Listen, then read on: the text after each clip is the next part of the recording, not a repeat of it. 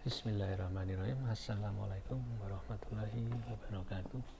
Sebelum kita mulai, saya akan mengucapkan terlebih dahulu taqabbalallahu minna wa minkum minal aidin wal faidin. Mohon maaf lahir batin apabila saya ada salah selama ini, karena saya yang paling banyak ngomong di depan, jadi besar kemungkinan saya lebih banyak salahnya.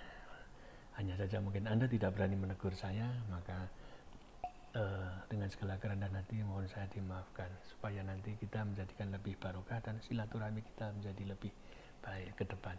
Oke, baiklah, kita akan mulai mata kuliah matematika diskrit dengan tema pewarnaan graf. Jadi pada intinya bahwa pewarnaan graf ini kita harus mempunyai kesepakatan terlebih dahulu bahwa dalam pewarnaan ini yang kita bicarakan adalah masalah simpul. Di sini kita bisa lihat ada beberapa simpul dengan beberapa warna-warna.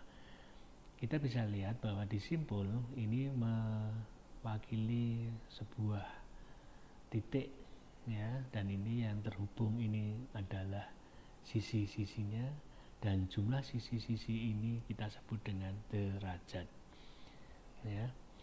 Perlu kita ingat bahwa di dalam pewarnaan ini prinsipnya adalah yang bertetangga langsung itu tidak boleh memiliki warna yang sama. Contoh, ini ada sebuah titik, saya kasih warna merah. Yang bertetangga langsung warnanya tidak boleh warna merah. Kita harus berikan warna yang lain, yaitu hijau. Di satu titik yang di sini ini bertetangga langsung, maka warnanya adalah kuning, ya. Boleh nggak kalau saya berikan warna yang hijau? Boleh. Karena apa? Karena warna hijau di sini tidak bertetangga langsung dengan warna yang ada di sini, ya. Sehingga ini warnanya kuning, yang ini warnanya merah, ini hijau juga. Kenapa begitu? Karena warna-warna di sini ini tidak bertetangga langsung. Nah, ini adalah bentuk kaos, di mana bentuk kaos ini merupakan teori graf pewarnaan. Kalau membuat kaos seperti ini hanya orang-orang yang pernah belajar graf, teori graf pewarnaan, pasti dia akan tahu. Oke, untuk aplikasinya pewarnaan graf itu kita berikan contoh di peta.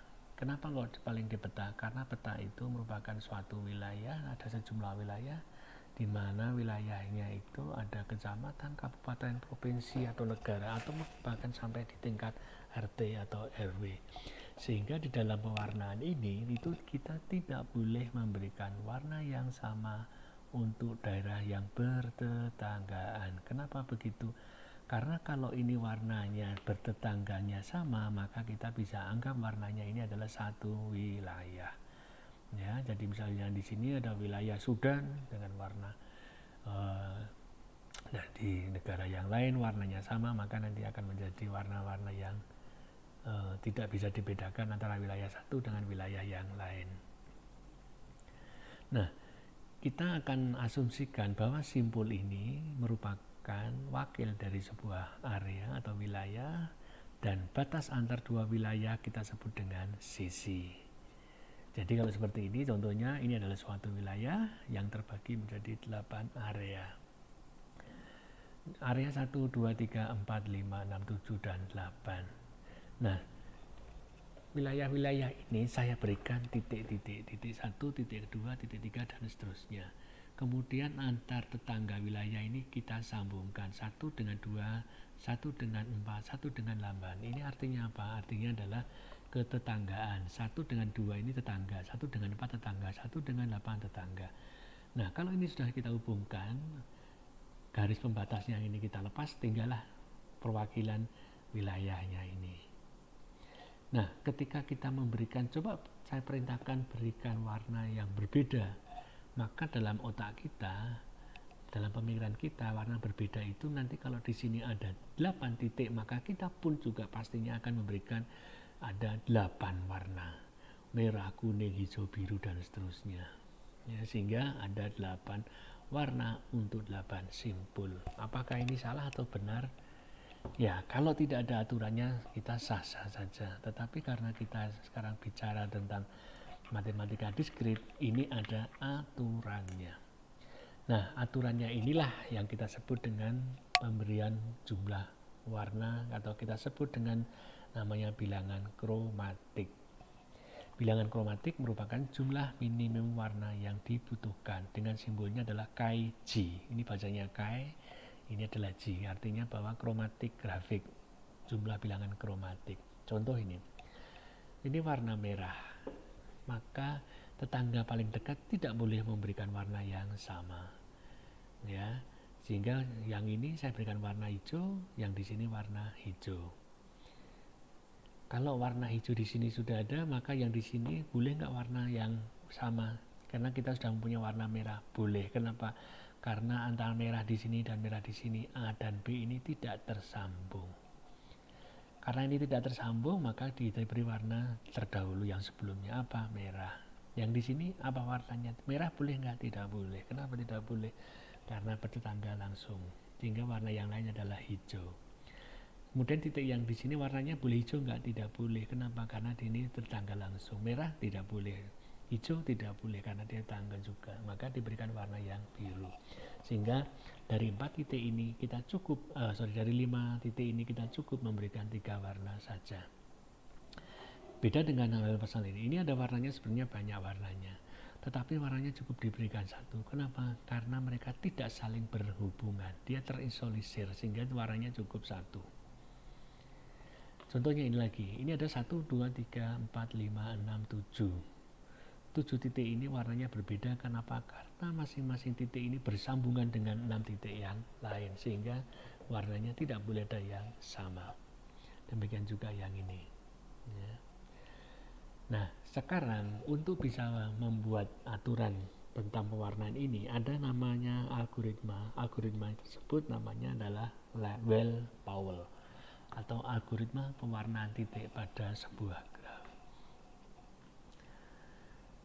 Algoritma ini bisa kita lihat, yang pertama kali kita lakukan adalah kita menghitung jumlah derajat.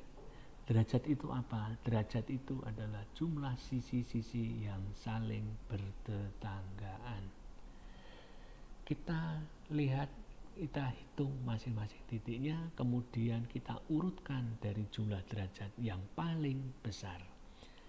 D derajat 1, D itu derajat, V itu vertex, ya, simpul pertama harus lebih besar daripada simpul yang kedua, harus lebih besar daripada simpul yang ketiga, harus lebih besar daripada simpul keempat, dan seterusnya. Nah, setelah kita urutkan, maka gunakan warna pertama untuk memberikan warna pada derajat yang paling tinggi. Kemudian warna yang lain pada derajat yang kedua. Warnanya sama atau tidak?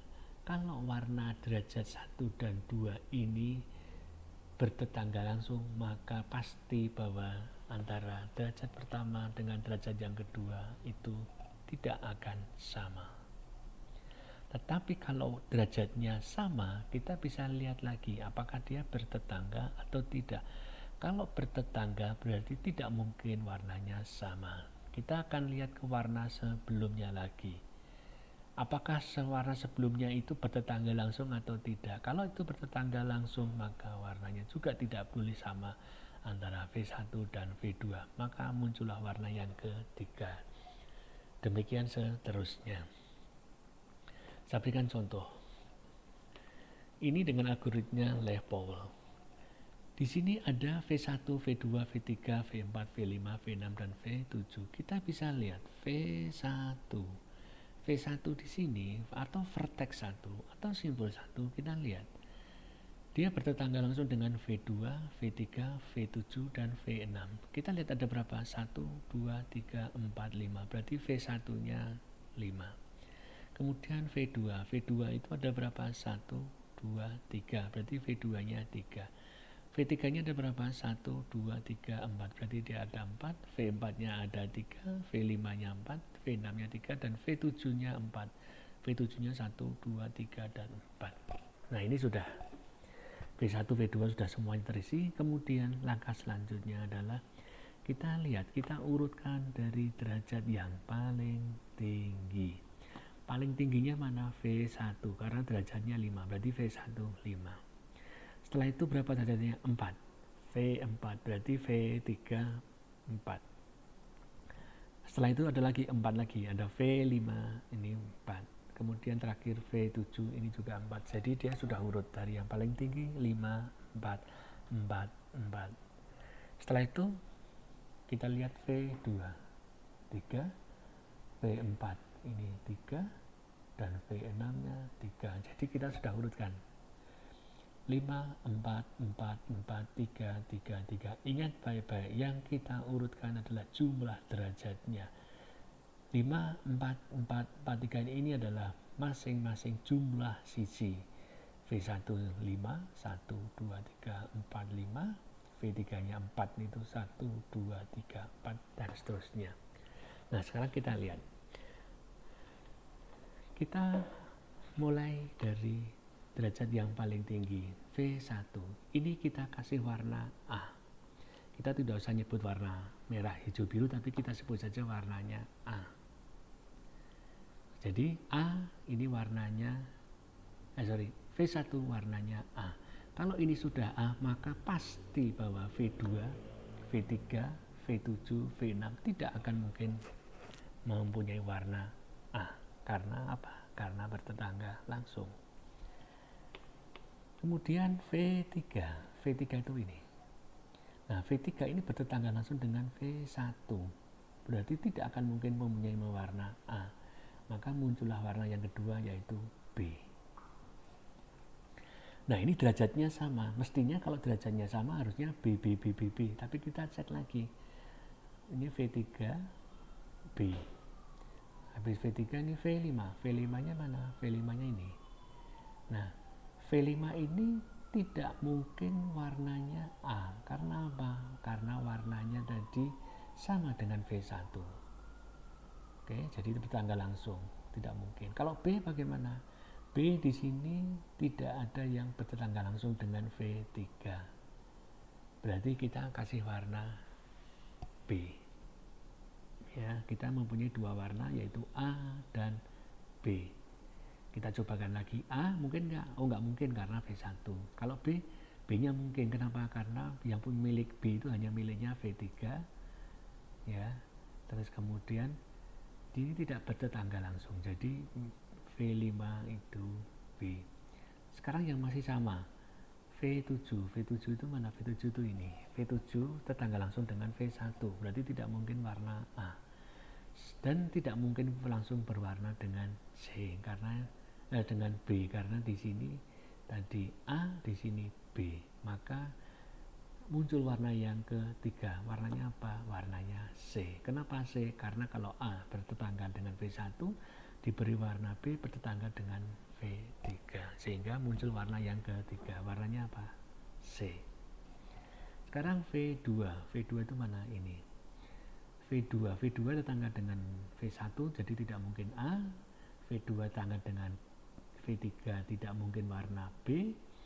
Kemudian warna C dia tetangga C itu punyanya V7, dia tetangga langsung tidak. Berarti V2 dikasih warna C. Kemudian warna V2 sudah, V3 sudah, sekarang V4 itu ini. Nah, V4 bertetangga langsung dengan V2 itu warnanya tadi apa? V2 warnanya C, jadi ini tidak mungkin warna C. Ya. Kalau warna V3 itu warnanya apa? B, maka tidak mungkin warna B dan C. Kita masih punya tiga warna, A, B, C. Coba dikasih warna A, bisa nggak warna A? Warna A dia tidak bertetangga langsung dengan V1, berarti dia warnanya A. Oke, jadi kita punya tiga warna, yaitu warnanya A, B, C. Sekarang yang belum mana? V6 itu mana? V6 itu ini. V6 bertanggal langsung dengan V1 itu A, berarti tidak mungkin warna A. Dengan V7 juga tidak mungkin, V7 itu warnanya C. Kemudian V5 itu warnanya B, tidak mungkin. Berarti tidak mungkin A, tidak mungkin warna C, tidak mungkin warna B. Sehingga yang terakhir muncul apa? Warna D. Jadi inilah warna A, B, C, C, A, D. Bentuknya seperti apa? Bentuknya seperti ini. Ya, A, C, B, A, B, C, D. Inilah warna. Sehingga dibutuhkan beberapa warna ini. Ternyata cukup hanya dengan 4 warna saja. Nah, ini contoh. Ya, ini contoh nanti juga Anda bisa kerjakan. Ya, ini V1, V2 gambarnya ini nanti bisa Anda lihat gambarnya sama, ya, gambarnya sama, tetapi yang membedakan adalah V1, V2 letak-letaknya, sehingga nanti akan menjadikan gambarnya pun berbeda. Yang berbeda mana? ABCD-nya tadi.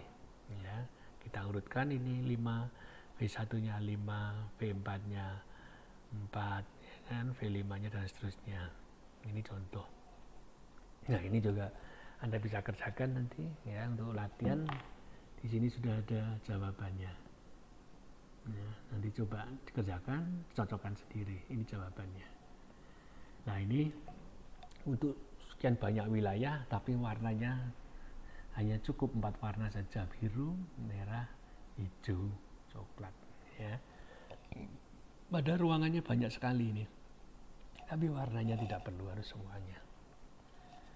Nah, ini aplikasi teori graf di contoh penjadwalan. Misalkan terdapat 8 mahasiswa 1, 2, 3, 4, 8. Ini adalah mata kuliahnya. Si A mengambil mata kuliah B, mata kuliah E, dan seterusnya. Ya.